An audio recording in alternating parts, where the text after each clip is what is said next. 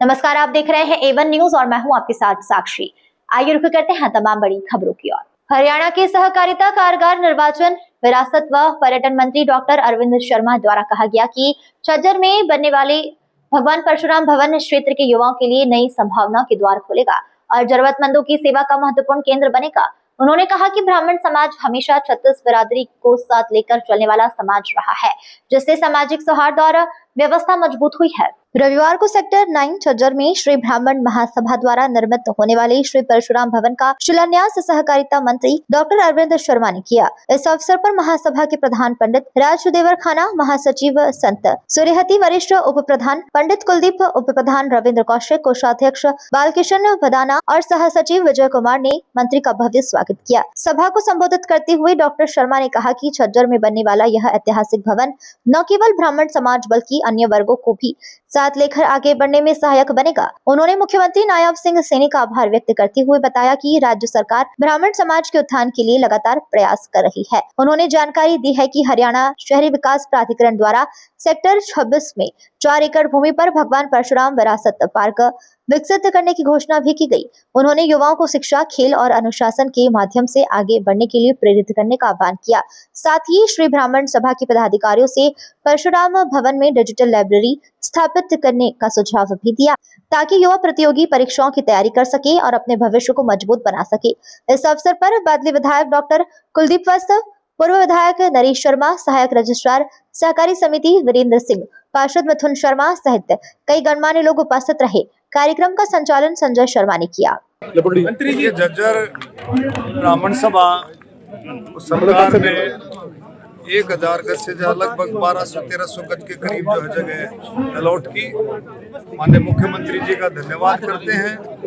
माननीय मुख्यमंत्री जी का इस बात का भी धन्यवाद करते, सारा आपने देखा हर जिले से यहाँ पर समाज के लोग आए हुए हैं और 36 बिरादरी ने भी धन्यवाद किया है कि जो गौड़ ब्राह्मण विद्या प्रचारणी के बराबर में HSVP की 4 एकड़ जो जगह भगवान परशुराम स्मृति स्थल के लिए जो दी है, उसके लिए भी माननीय मुख्यमंत्री जी का तहे दिल से धन्यवाद हुआ।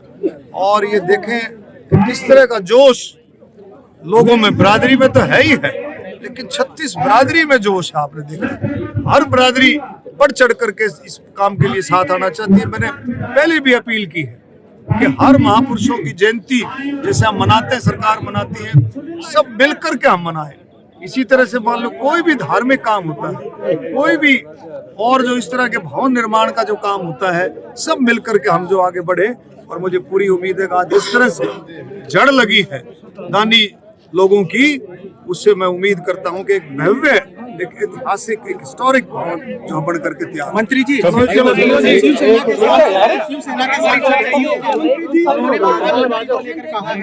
मोदी जी झोला उठाओ, चले जाओ, आपके बस के देश चला उनको तो पता नहीं, कई बार विपक्ष का काम झूठ बोलना और ऐसे नैरेटिव सेट करना जो जनता को बना, लेकिन जनता समझ चुकी है। 140 करोड़ देशवासी समझ चुके हैं कि देश मोदी जी के नेतृत्व में हर वर्ग, हर बिरादरी संपन्नता से आगे बढ़ रही है।